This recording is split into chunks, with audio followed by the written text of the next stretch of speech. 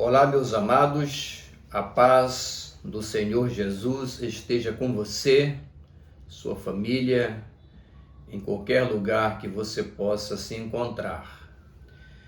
Somos gratos a Deus por mais uma oportunidade de estarmos juntos aqui no grupo para o nosso resumo da nossa lição, Escola Bíblica Dominical, Programa de Educação Cristã Continuada.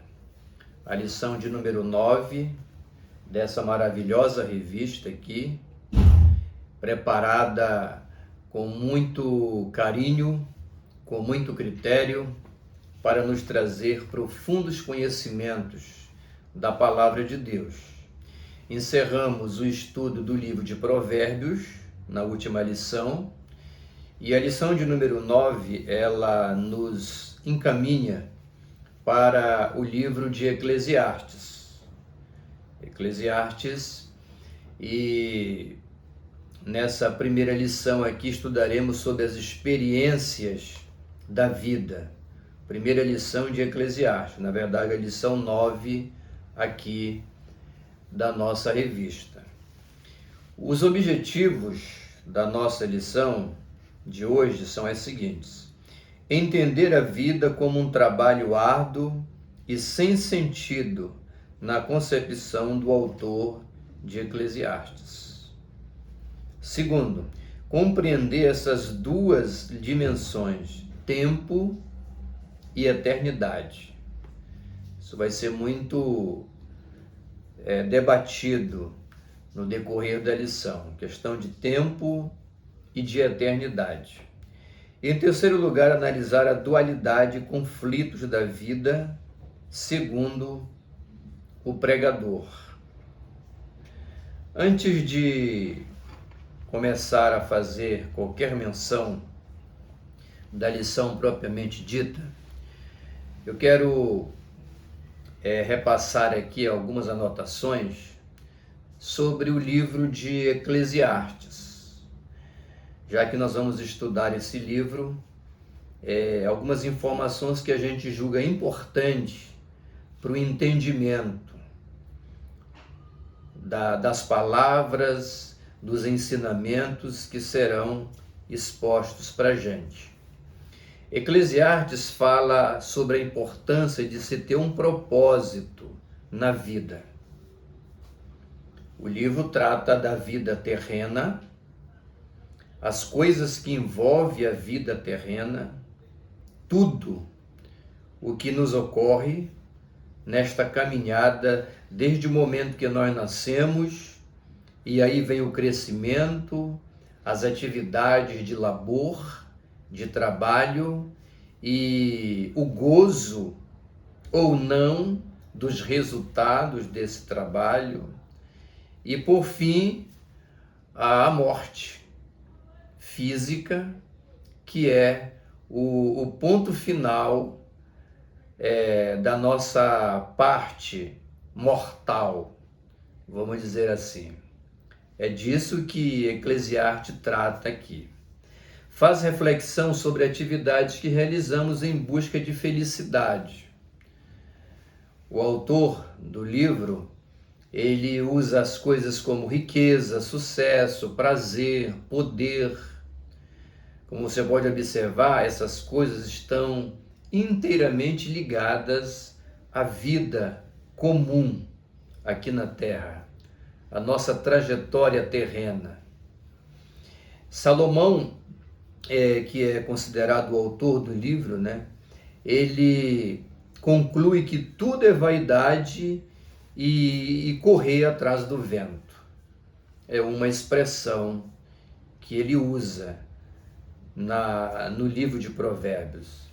Depois de analisar tudo o que se relaciona à vida terrena, ele considera isso tudo vaidade e como correr atrás do vento, ou seja, pouco resultado ou quase nenhum, Salomão nos exorta a ter uma visão de longo prazo sobre o impacto de nossas ações.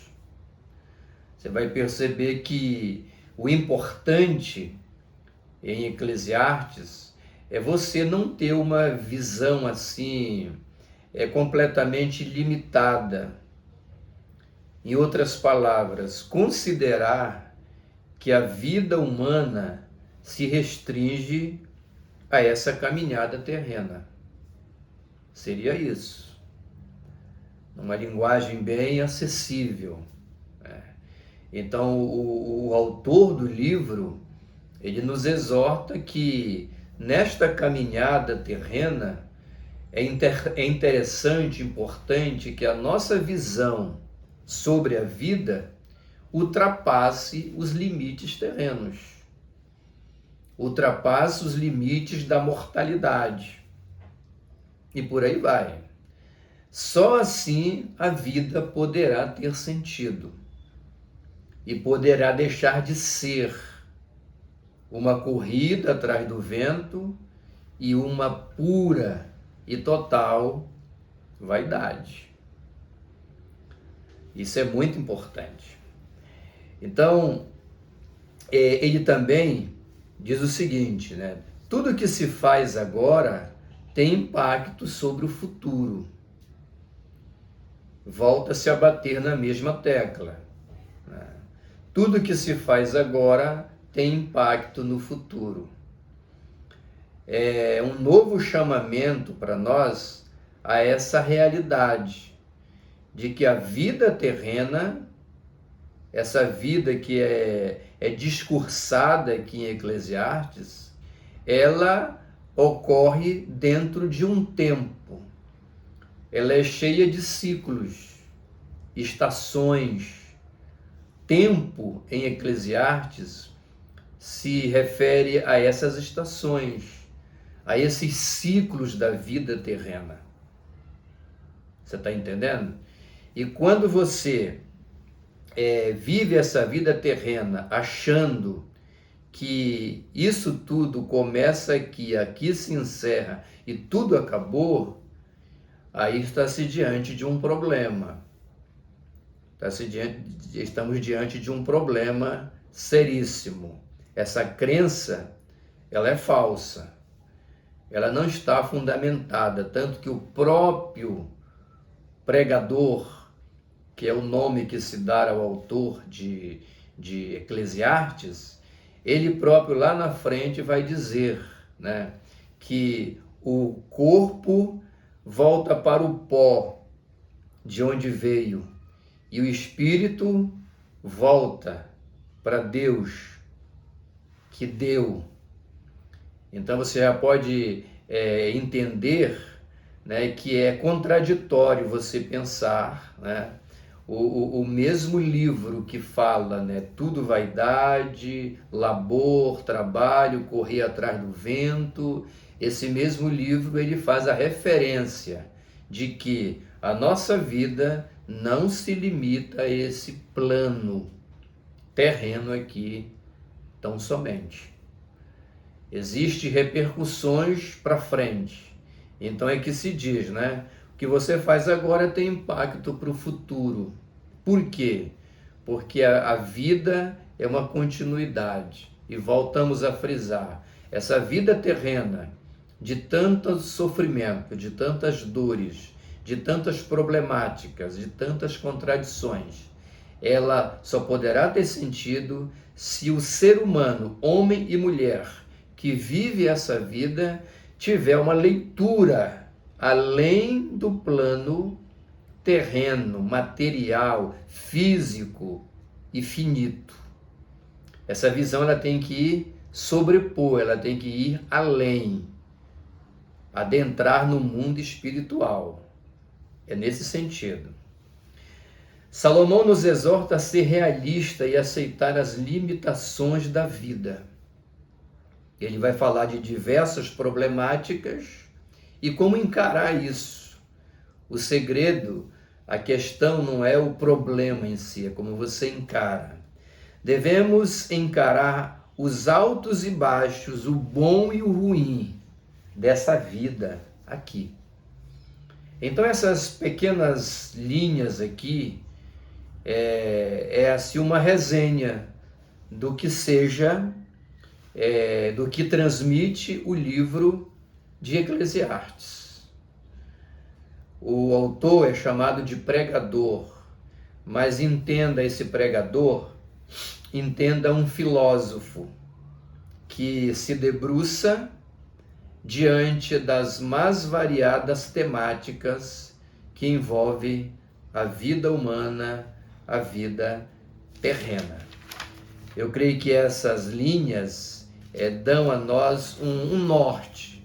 É apenas uma resenha, você pode enriquecer essa parte introdutória a Eclesiastes, mas eu creio que essas linhas elas já nos dão um norte, né? Facilitam. Quando você começar a ler os versos de Eclesiastes, você terá melhor condição de entender o que o pregador filósofo está a transmitir. Se você tiver essa visão antecipada do que é que realmente o livro de Eclesiastes traz no seu todo.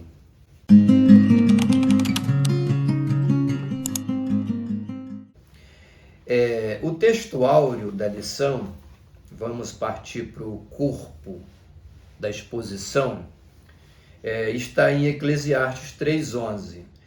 Tudo fez Deus formoso no seu devido tempo. Também pôs a eternidade no coração do homem, tempo e eternidade, sem que este homem possa descobrir as obras que Deus fez desde o princípio até o fim. Então se fala aqui de tempo como períodos da vida terrena, se fala em eternidade, fazendo uma menção à origem do homem, que foi criado à imagem e semelhança de Deus, isso vai ser discutido lá na frente, e que foi criado para não morrer, para ser eterno também.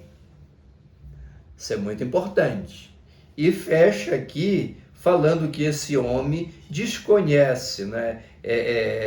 Sem que esse possa descobrir as obras que Deus fez desde o princípio, fazendo uma alusão à limitação humana, a limitação que nós temos de termos um entendimento, vamos dizer assim, pleno de tudo. Nessa condição de homem e mulher, nessa condição aqui terrena, nessa dimensão física, nós teremos sempre um entendimento básico, parcial, entendeu? Daquilo que envolve a vida humana. Algumas coisas nós poderemos compreender no exercício dessa vida, outras, com certeza, não. Principalmente o homem e a mulher que não caminha o exercício da fé e do relacionamento com aquele que criou e é o sustentador de todas as coisas. A verdade prática diz o seguinte: a vida só faz sentido quando Deus faz parte dela. Olha que coisa interessante que a nossa comentarista aqui traz. Essa verdade prática, ela é sensacional. A vida só faz sentido, que vida? A vida terrena, quando Deus faz parte dela. Novamente a gente vai dizer o que já foi dito, né? Você vive a vida terrena, mas a sua visão sobre essa vida não pode se limitar apenas aqui. Você não pode pensar que tudo começa, caminha, termina aqui e tudo se acabou, não. Tem uma projeção futura. Ela só vai fazer sentido para você se você tiver visão além do físico, além do material, além daquilo que é terreno. A vida só faz sentido quando Deus faz parte dela. Isso é uma alusão à doutrina bíblica de que a nossa vida não se limita a isso tudo aqui. O propósito da vida aqui é apenas a vida humana que tem um lado humano e espiritual. A vida aqui tem uma parte humana e espiritual. Relacionamento vertical e horizontal, que a gente sempre se refere. Olha que coisa importante, né? Na vida terrena, nessa vida aqui, nesse quadro pintado pelo filósofo, pregador, autor de Eclesiastes, aqui, né, que expõe, ele trata, tá entendendo, essa vida aqui como um relacionamento horizontal. Seu relacionamento com as pessoas, com o trabalho, com o labor da vida, os diversos relacionamentos que você tem na escola, na igreja, no trabalho, na faculdade, nas academias e por aí vai. Isso é relacionamento horizontal. A vida nas nossas relações interpessoais, não é? Nesse sentido. Mas essa vida, ela só terá o verdadeiro sentido se você também, além de viver a realidade humana, você cultivar um relacionamento vertical, ou seja, com a divindade, com Deus, que é o autor da vida e está no comando de tudo que a ela se relaciona. Na introdução, nós temos o seguinte, olha, o livro de Eclesiastes é um exame de ciclos da vida, feito por Salomão, já com certeza no final da sua trajetória. E aqui é uma coisa importante, o conhecimento ele é progressivo. Quando você é uma criança, você tem uma visão de mundo. Quando você se torna um adolescente, essa visão ela se amplia, pelo menos deve. Quando você é um jovem, um pouco mais.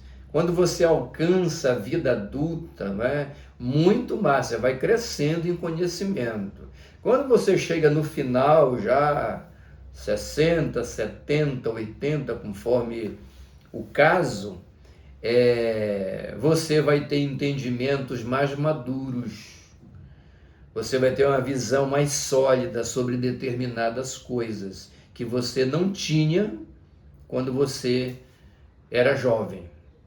No caso aqui, essas reflexões sobre a vida, essas grandes lições, o autor aqui, ele considera já no final da sua trajetória. A maturidade, o crescimento, o sofrimento, as perdas, as decepções o fizeram maturar, crescer, e agora ele pode entender o que ele não percebia. O propósito da vida aqui não é apenas humana, mas também tem um lado espiritual, né? Isso ele quer dizer. Ele conclui que debaixo do sol, tudo é vão e transitório. Essa é a visão do autor. Os estudiosos entendem que ele quis dizer que todos os esforços humanos separados de Deus perdem o sentido. E nós voltamos a bater na mesma tecla, né? Entendeu?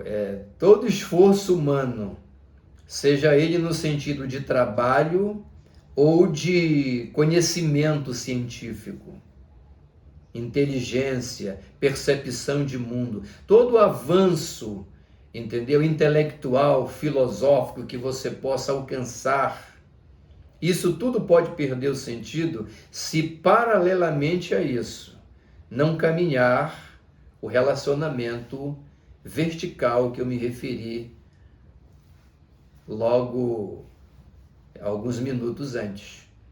Você está entendendo? Então, tudo aqui na Terra, casado com o exercício da fé, pode ter um sentido diferente de você viver tudo aqui, entendeu? Com Deus ausente. Deus não está presente na sua trajetória e vai ficar tudo muito mais difícil. É nesse sentido. Então, só as questões humanas não trazem satisfação, não é, duradoura. Volto a bater na mesma tecla, né? A vida ela só terá sentido aqui se pincelada com o pincel da fé, do relacionamento vertical, do relacionamento com Deus, dos valores espirituais, do entendimento de que a vida aqui é passageira e não é eterna aqui na terra, mas que a vida não acaba aqui, que tudo vai continuar e que Deus tem outros propósitos para a nossa existência.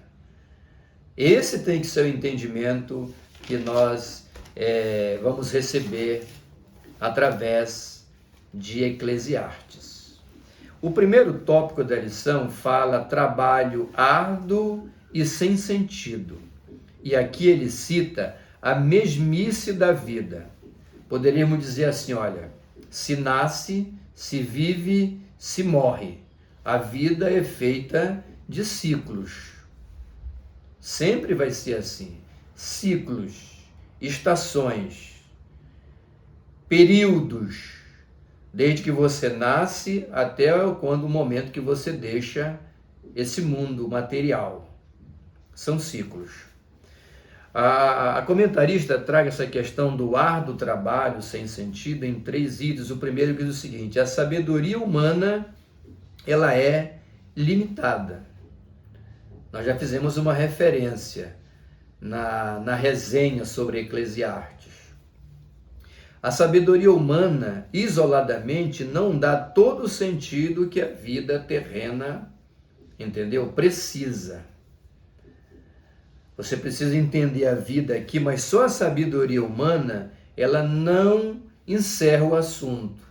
Ela não te dá tudo o que você precisa. Sabedoria humana produz tristeza e frustração, segundo o filósofo pregador. Por que a vida humana oferece frustrações e tristeza? Por que ela produz isso? Exatamente por causa de sua limitação. Você vai se deparar com coisas na vida que você não vai entender.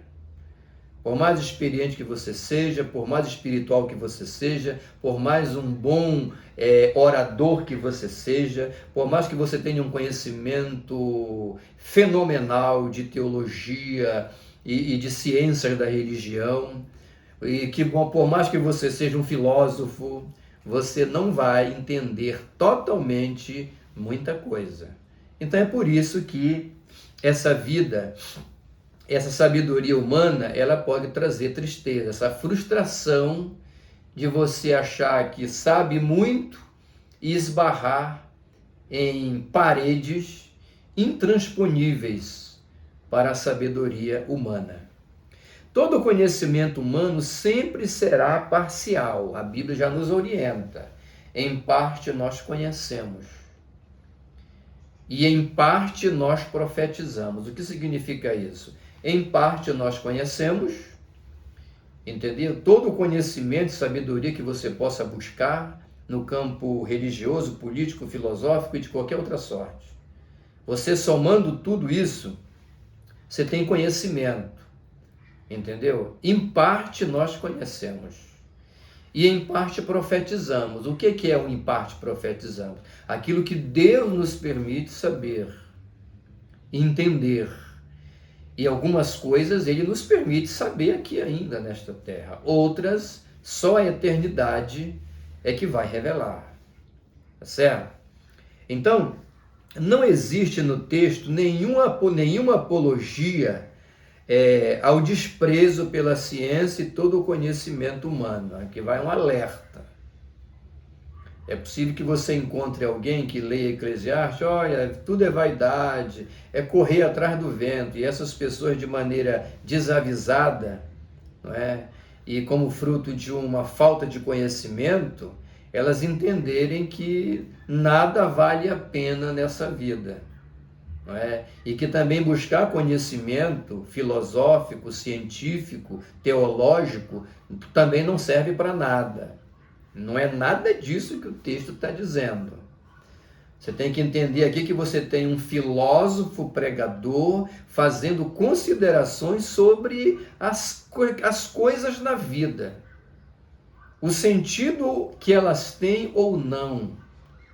É assim que você tem que entender. E não isoladamente pegar um texto desse, como muita gente faz, e dizer, olha, não precisa estudar, não precisa fazer faculdade, não precisa buscar conhecimento, não precisa estudar teologia, porque o Espírito Santo te revela tudo, não precisa, não sei mais o que. Esses discursos, que geralmente são discursos de pessoas retrógradas e que dificilmente terão alguma coisa para oferecer.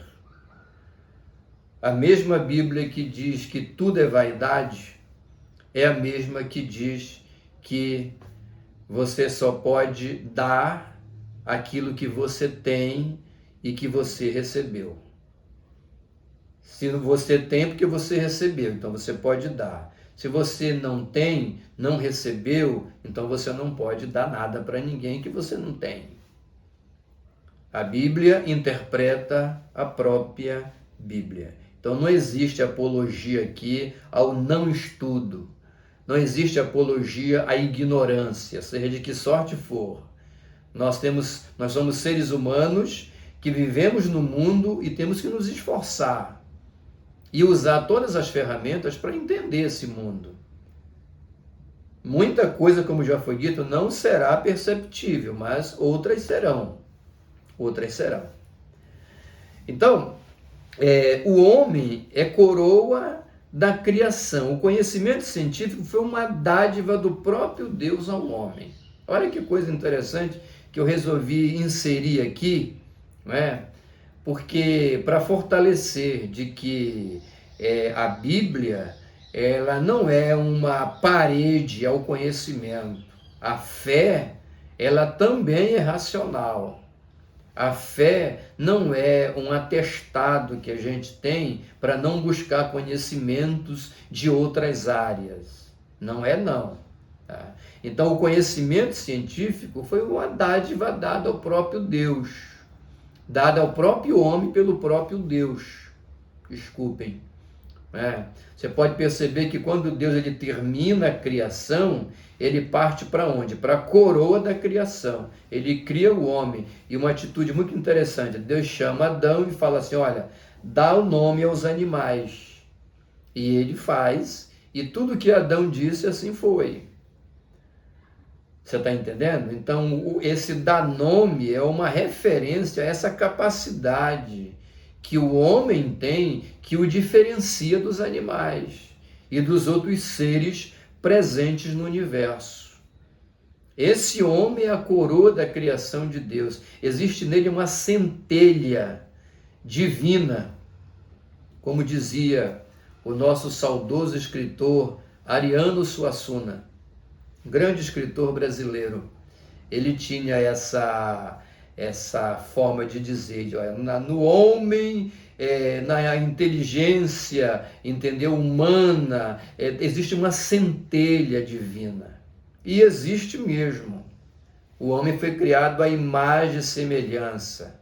Tem algo em nós que nos remete a ele, que faz com que nós nos identifiquemos com ele, nos relacionemos com ele, interagindo, inclusive sobre os problemas da vida colocados pelo filósofo pregador de Eclesiastes, ok? O segundo item aqui, né? O trabalho é frustrante. O trabalho aqui é labor, né? A canseira, o envolvimento nas atividades laborais do dia a dia. E o pregador se decepciona porque o fruto do trabalho, entendeu? Pode ser, vamos dizer assim, não é duradouro por toda a vida, pode ser menor do que a vida, seria o correto. Então, por que o pregador aqui, ele vê o trabalho como uma frustração? Não é porque ele era preguiçoso, não. Ele está querendo se referir aqui ao seguinte, ele se decepciona quando ele analisa a questão do trabalho, é porque ele percebe que o fruto desse trabalho árduo que ele desempenha sobre a face da terra, ele pode, a vida pode terminar a qualquer momento, não é? e esse fruto acabou. Você passa desta vida, parte para o mundo espiritual e o fruto do trabalho fica aqui. E você nem sabe se a pessoa que vai conduzir esse fruto é uma pessoa sábia, vai saber valorizar o quanto custou construir aquilo tudo. É nesse sentido que ele está falando. E aqui há uma referência à questão de herança, né? Herança é uma coisa que mexe com a vida, com a cabeça de muita gente. Herança é um direito que os filhos, né, filhos e outros entes que o direito sucessório ensina, que herdam alguma coisa de alguém que construiu um patrimônio. Não existe herança de gente viva, né? Mas existe maneira de você fazer partilha antecipada, de imediato, antes mesmo de você morrer, dividir o seu patrimônio e determinar que isso aqui vai ficar para Joana, isso aqui vai ficar para Maria, isso aqui vai ficar para o José, e por aí vai, não é? Mas a herança também ela tem um lado cruel, essa questão de herança, né? Porque alguns filhos, por exemplo, hoje eles mandam matar os pais ou matam para ficar com dinheiro. Esposa que manda matar o marido que descobriu que ele tinha um plano, ele tinha um seguro de R$1 milhão, não tá entendendo? Então mata logo esse velho porque eu fico com esse dinheiro, caso com o mais novo e a vida vai ter mais sentido. Coisa dessa natureza, não é difícil de você ver aí estampado nos jornais, na internet, na televisão, quase que toda semana tem alguma coisa nesse sentido. Aqui está presente a doutrina evangélica de que aqui não é o nosso lugar definitivo. Quando o filósofo pregador, aqui de Eclesiastes, ele fala sobre o trabalho frustrante, entendeu? Isso nos chama a refletir sobre essa doutrina bíblica evangélica. Evangélica não porque é da igreja evangélica porque é do evangelho de Cristo, não é? Essa doutrina que diz que aqui não é o nosso lugar. Essa vida aqui é transitória. Nós somos peregrinos aqui. E em vários momentos, quando Jesus falou de dinheiro, de propriedade, de riqueza, de bens, ele usa a expressão tesouro. Olha, não constrói tesouro aqui na terra, constrói lá e assim por diante. O que está querendo se dizer aqui? O tesouro, nós já estudamos aí em lições passadas, que não há nenhuma incompatibilidade entre fé e riqueza. Jó, Abraão e outros são belos exemplos disso. Você pode ter muitos bens, muito dinheiro, muito patrimônio, e isso tornar de você um homem, uma mulher de muito mais fé ainda, de muito mais valor espiritual dentro do reino de Deus, porque você também vai poder abençoar e cooperar com a evangelização, sustentar missionários que vão ganhar almas para Cristo, investir em programas sociais que vão melhorar a vida de quem sofre neste mundo. Você está entendendo? Então não há nenhuma incompatibilidade.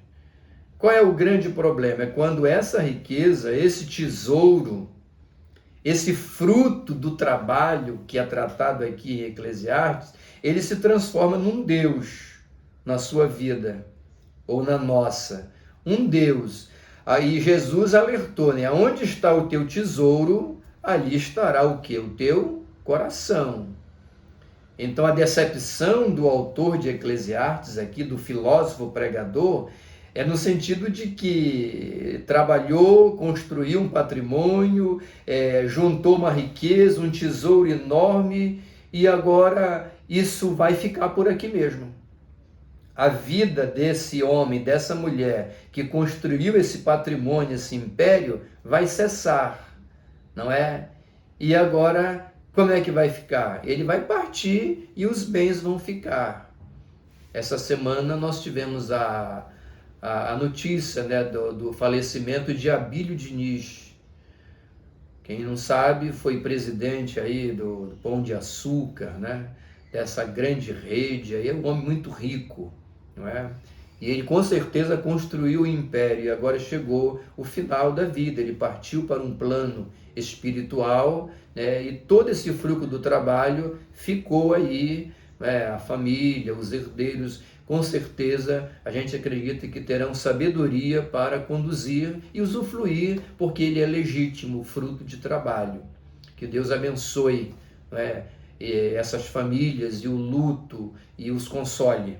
Ele foi um grande empresário, um homem que cooperou muito com o Brasil na área empresarial, dando emprego e sobrevivência para muita gente, tá certo?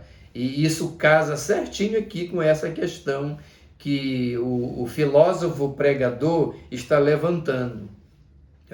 Então você não pode, qual é a lição aqui, qual é a aplicação? A gente não pode viver aqui nessa terra quando é que o fruto do trabalho é frustrante para nós, quando é que a riqueza é um problema, quando é que o tesouro é um problema, quando nós fazemos isso, temos essas coisas como parte da nossa vida, no sentido de achar que é tudo e que não existe mais nada. E aí o nosso coração está aqui, vira uma idolatria, e como nós estamos muito ocupados na valorização dos bens materiais, nós não nos preocupamos com o espiritual, com o outro lado da moeda, com a outra parte, já referido lá na introdução. É nesse sentido, ok? Seguindo em frente, o item 3, né? É como correr atrás do vento, né? Olha essa expressão interessante, correr atrás do vento. Quem corre atrás do vento dificilmente vai trazer alguma coisa de resultado. A verdade da vida terrena em Eclesiastes, inicialmente, é aplicada a todos os homens. Mas aqui, se você ler o texto aqui, olha, analise bem, vamos lá. Correr atrás do vento. Olha o que diz o texto. Porque Deus dá sabedoria, conhecimento e prazer ao homem que lhe agrada. Está falando de quem? Qual é o homem que agrada a Deus? O homem que vive a vida terrena e não esquece de viver a vida espiritual, considerando que aqui não é o seu lugar definitivo e que ele está aqui como peregrino. Esse é o homem que agrada a Deus aqui na linguagem do filósofo pregador. Mas ao pecador, olha só, dá trabalho para que ele ajunte e amontoe, a fim de dar aquele que agrada a Deus. Também isso é vaidade, correr atrás do vento. Tá? Então, aqui o pregador, ele destaca a figura do homem pecador. Ele destaca aqui que o homem que teme a Deus, a vida também pode oferecer coisas boas. Aqui é uma coisa interessante. Nessa vida que tudo é vaidade, correr atrás do vento, aqui o filósofo pregador, ele abre aqui um parêntese, vamos dizer, e considera que nesta vida terrena, apesar de todas as suas mazelas, cabe um espaço, existe uma possibilidade de coisas boas. E ele cita, entendeu? Ele cita expressamente o que seriam essas coisas no seu próprio texto. Ele fala aqui, ó, em sabedoria, conhecimento e prazer. Prazer aqui no sentido bom da palavra e não no sentido hedonista, de alguém que vive a vida apenas pelos prazeres da vida. Isso é um extremo. Mas o homem que agrada a Deus, o peregrino que tem consciência de que ele está vivendo a vida no mundo, mas que ele tem uma trajetória espiritual, ele também goza dos prazeres da vida em diversos aspectos. E são coisas boas. Entendeu? O prazer nos faz rir, nos faz ficar felizes, nos faz melhores pessoas, isso tudo, esse bem-estar, é possível na vida? É possível na vida. Você está entendendo? É nesse sentido aqui que está sendo colocado. Destaca-se que o homem que teme a Deus, a esse homem, a essa mulher, a vida também pode oferecer essas coisas boas, conhecimento, prazer e sabedoria. O homem mau, que aqui ele é apontado como sendo um pecador, o filósofo pregador, ele usa a palavra pecador para se referir ao homem mau. E aqui eu quero dar um esclarecimento, porque nós estamos numa escola, isso é muito interessante, porque alguém pode questionar, não, e você não é pecador? Entenda que a palavra pecador aqui, utilizado pelo filósofo pregador de Eclesiastes, ele está falando daquele homem, daquela mulher que vive mergulhado na viga do pecado e completamente, Deus foi completamente anulado da sua forma de viver. Esse é o pecador que o autor aqui se refere, certo? Porque pecadores todos nós somos, mas o pecador arrependido, redimido no sangue de Cristo, ele tem um outro status na narrativa do texto sagrado. Então, só para diferenciar isso aqui. Então, o homem mau, esse homem mau, mundano, pecador, termina, entendeu? Perdendo suas conquistas e a outros, entendeu? Vão usufruir delas. Circunstâncias podem acontecer e levar um homem mau a perder tudo aquilo que ele construiu como tesouro. Isso seria a verdadeira corrida atrás do vento. Corrida atrás do vento, você trabalhar tanto, fazer tanta coisa e por uma maneira de viver, por uma forma de vida, por uma circunstância da vida, você perder aquilo tudinho, e não usufruir daquilo. Seria o correr atrás do vento em toda a expressão da palavra.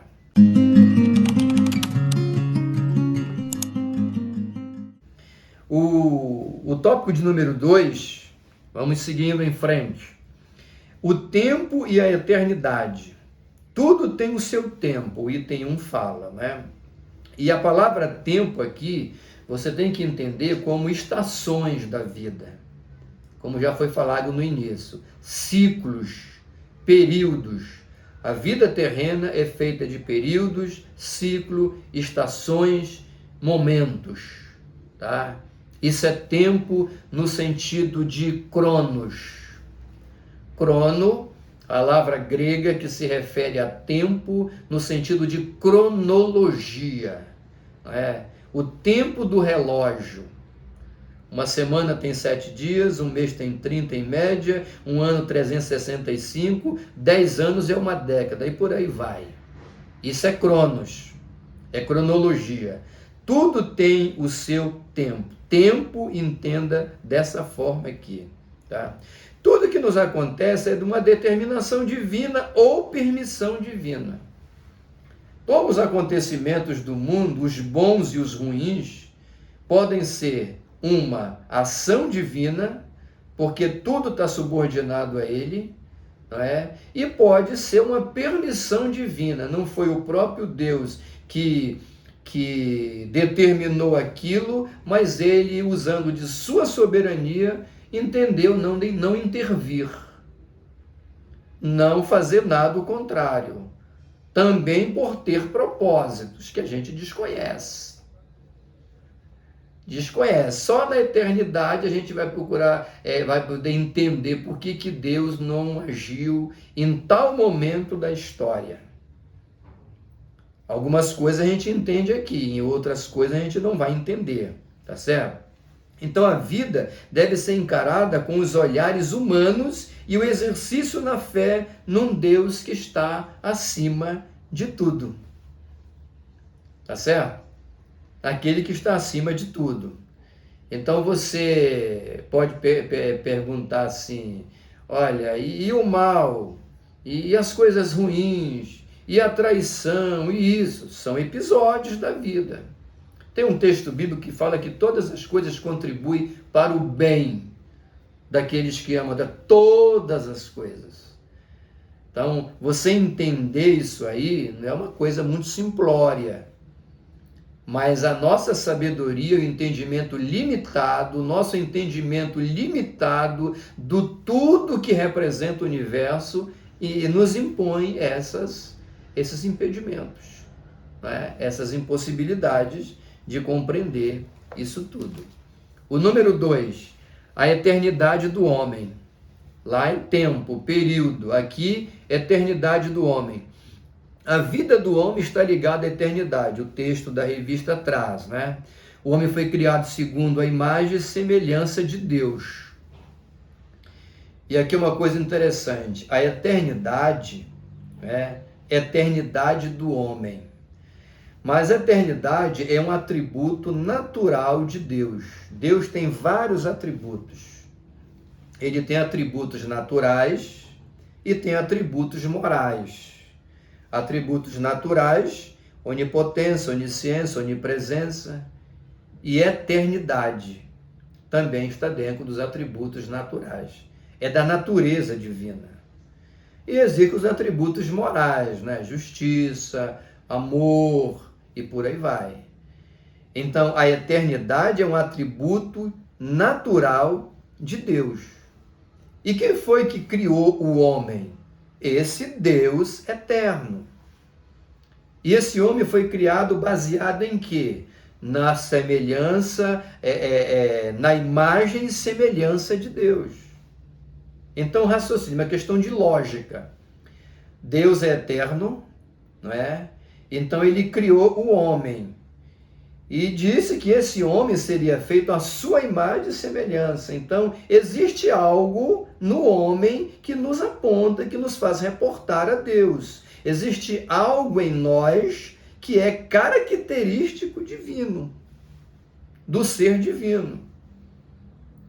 E a gente poderia expandir isso para bem mais.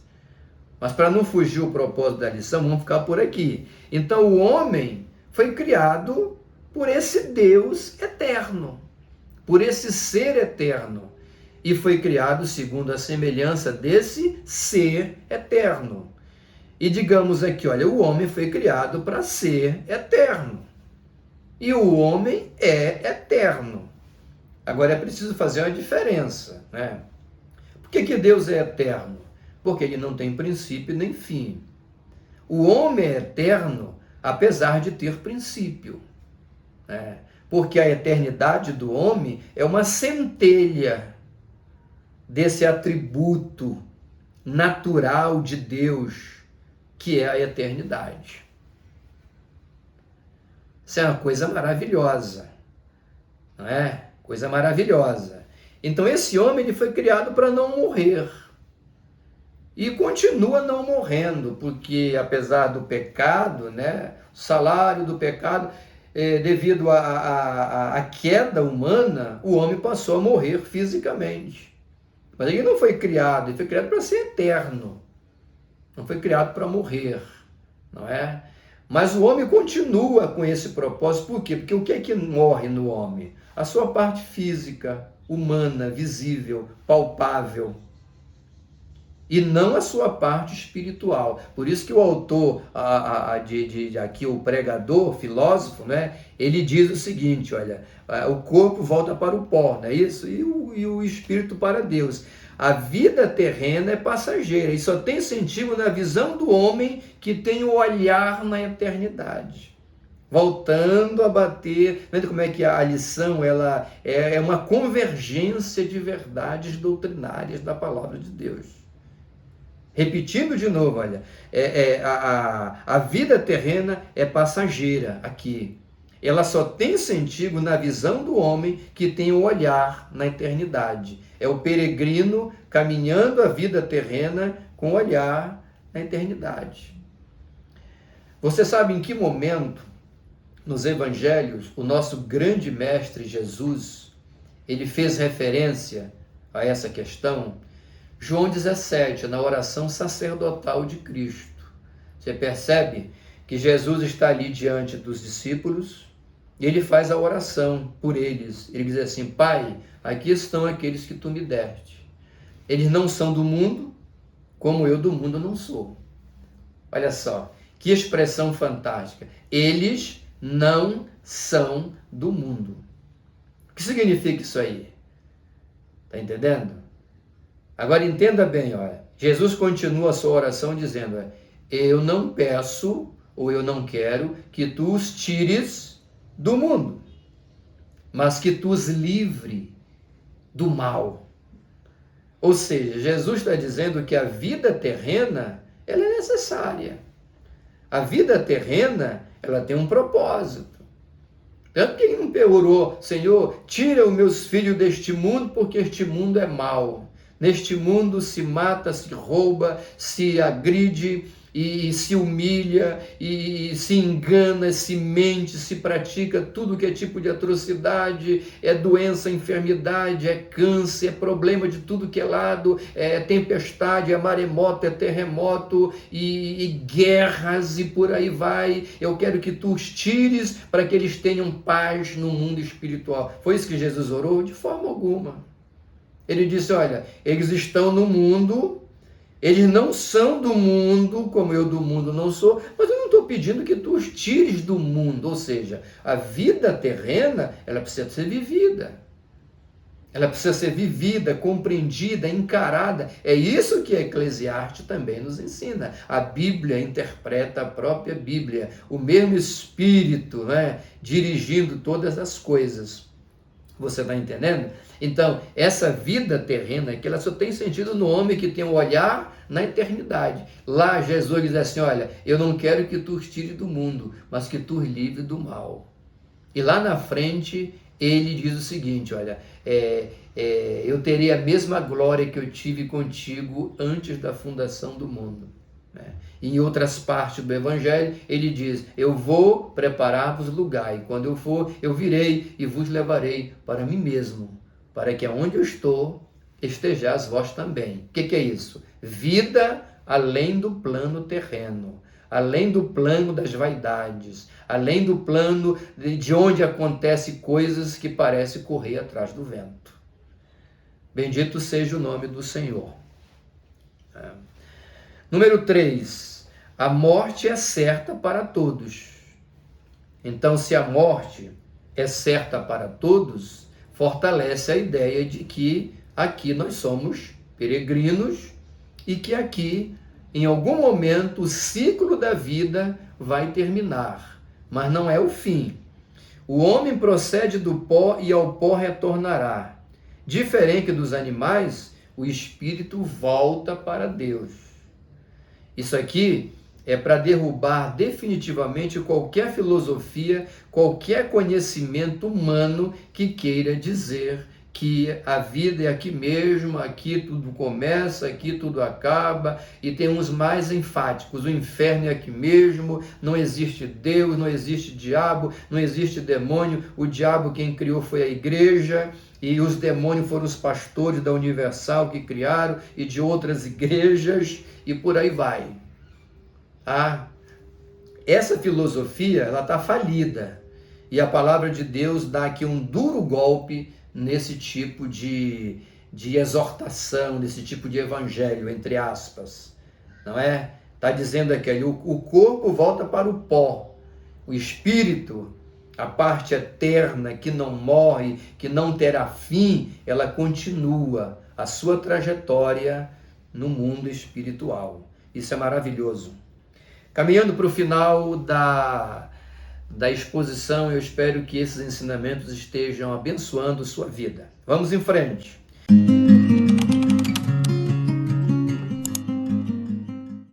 O tópico de número 3, os problemas da vida. Movida por inveja. Essa vida aqui, as coisas que a gente faz aqui, tem referência nesses 3 aspectos que a autora traz, né? Movida por inveja. O pregador filósofo aqui destaca o trabalho que não produz satisfação. Trabalho é importante? É necessário também, mas ele tem que ser equilibrado. Tá entendendo?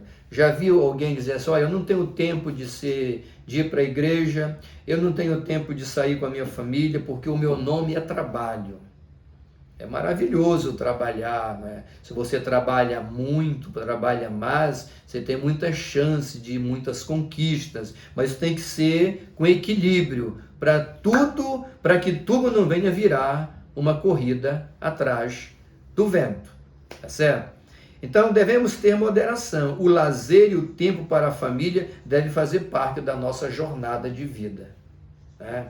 Olha, amarás o Senhor teu Deus de todas as tuas forças, amarás o teu próximo como a ti mesmo. Um tripé, um triângulo, entendeu? Amor a Deus, amor às pessoas e amor a mim mesmo. Aqui, amor a mim mesmo não como fruto de egoísmo, mas como fruto de equilíbrio e de cuidado. Eu preciso me cuidar para cuidar de outras pessoas. E se eu trabalhar definitivamente, viver apenas para trabalhar, como aquela competição, eu não quero trabalhar porque eu quero enriquecer, eu quero ser melhor do que aquele, eu quero provar para fulano, eu quero, entendeu? Esses tipos de motivação, essas motivações, elas não são legítimas e não são bem-vindas na vida de alguém que quer que a vida faça sentido. Ok? É isso aí. O item 2, o valor do companheirismo. Somar com outros é uma virtude. E aqui nós temos um contraste, né? Se faz um contraste entre o egoísmo, não é? E a cooperação. Esse conflito aqui, né? A pessoa quer viver só para si, trabalhar só para si, e usar o trabalho como um trampolim para a sua superioridade, para o seu espírito altivo, para ser melhor, simplesmente para isso. Você está entendendo? E esquece da solidariedade, esquece do outro, né? Então aqui tem um contraste, isso é egoísmo. Mas você pode trabalhar, se esforçar, produzir, ser abençoado e também ter uma mão amiga, companheira, solidária, que coopera com outras pessoas, que estão no seu mesmo nível, que estão abaixo de você e que estão acima de você. Esse é o segredo, entendeu? É o segredo para valorizar a vida. Senão tudo vira vaidade e corrida atrás do vento. Encerrando, a popularidade transitória. A fama e o prestígio são transitórios. E aqui vamos ler aqui, ó. Esse último tópico aqui, olha. A popularidade transitória, né? Era sem conta todo o povo que ele dominava, tão poucos que virão depois hão de se regozijar nele. Na verdade, que também isso é vaidade correr atrás do vento. O pregador aqui, o filósofo pregador, ele está fazendo uma referência a pessoas que têm uma ascensão social, não é? Por vários viés, se tornando importantes, e exercendo poder, soberania, você está entendendo? E no tempo que exerce esse poder, essa soberania, essa riqueza, esse glamour, eles são tomados pela vaidade da vida, né? E eles exercem esse poder sem sabedoria, usando de arrogância, de perseguição, de manipulação, e perseguição contra outras pessoas, e por aí vai. Ou seja, chegaram ao poder, exerceram o poder, mas não exerceram com sabedoria. A fama chegou, mas aí não houve sabedoria. Então isso também tem que ser entendido da seguinte forma: você tem que entender que tudo isso é passageiro, é transitório. Ou a morte acaba com tudo isso aí, ou circunstâncias outras da vida se responsabilizem por fim a isso tudo. Tem pessoas que chegaram no auge do sucesso, entendeu? E esse sucesso acabou com a morte. Quer ver um exemplo? A rainha da Inglaterra, né? A rainha da Inglaterra, Elizabeth II, que foi uma moça que ascendeu ao trono da coroa britânica ainda bem jovem, e ela foi a monarca que mais tempo reinou, né, na coroa britânica. Foram décadas e décadas de de reinado, né? Então, esse glamour de Elizabeth II só terminou com a sua morte. Ela faleceu, acabou isso tudo. Mas existem pessoas que sobem ao poder, ao glamour, à popularidade e passam pela sucumbência bem mais cedo. A vida continua, mas a fama, o prestígio, o glamour, a popularidade desaparece. Isso é muito mais doloroso, muito mais doloroso. Nós temos dois exemplos na Bíblia que nos fazem refletir sobre, entendeu? O não ter nada e passar a ter tudo e viver sabiamente, e o ter tudo e o passar a não ter nada. Esse jogo aqui, esse contraste, olha só que interessante. Nós temos a questão de José, da prisão para o trono. Olha que coisa maravilhosa, prisão para o trono. Ele vivia no anonimato, né? Ou no mundo de pouca importância, mas por vários episódios e um planejamento divino, sem dúvida, ele, de um prisioneiro no Egito, ele chega a governador, se tornando um soberano num país de uma expressão política extraordinária para o seu tempo, que foi o Império Egípcio. Você está entendendo? Esse é o exemplo de José, do nada para o tudo. E parece que ele manteve a sua postura, o seu equilíbrio, também em meio à popularidade. Tanto que isso é verdade, que quando ele ascende ao poder, manda buscar a sua família, e por a sua influência dá o melhor, a Faraó dá o melhor da terra do Egito para os filhos de Jacó. Você está entendendo? E José vira essa figura. E quando ele morre, o luto é de bastante tempo. É muito interessante, entendeu? O que as pessoas falam de alguém quando esse alguém deixa essa vida, entendeu? Às vezes o luto, o choro, poxa, perdemos um grande homem, perdemos uma grande mulher. Mas em outros casos alguém pode dizer assim, olha, não perdemos nada, entendeu? Já foi tarde. Existem essas coisas por aí. Então José é o exemplo de alguém que sai do nada para o tudo. Do anonimato para o sucesso, para o topo, não é? Mas mantém a sua postura. E o caso contrário, nós temos o caso de Nabucodonosor II da Babilônia. Ele estava no tudo, grande imperador, no grande império de Babilônia, a cidade inconquistável, não é? Grande poder militar, político e tudo mais. Ele vivia no glamour, né? Mas aí ele achou que era muita coisa e foi humilhado, não é? Humilhado. Então, essas coisas a gente precisa considerar. Finalizando, eu tive a oportunidade de assistir uma reportagem sobre uma atriz, não vou citar nome aqui, mas ela entrou em depressão. Por que ela entrou em depressão? Porque ela iniciou a sua carreira artística nas grandes redes de televisão, fez muitos seriados, novelas e tudo mais, e aí isso lhe rendeu o quê? Fama, dinheiro, glamour, uma importância, de maneira que ela saía na rua, era aquele alvoroço, as pessoas vinham em cima pedir autógrafo, né? Coisa comum quando a gente encontra alguém famoso. Isso é muito comum, né? Nada de errado nisso aí. E essa mulher, ela viveu isso por muito tempo.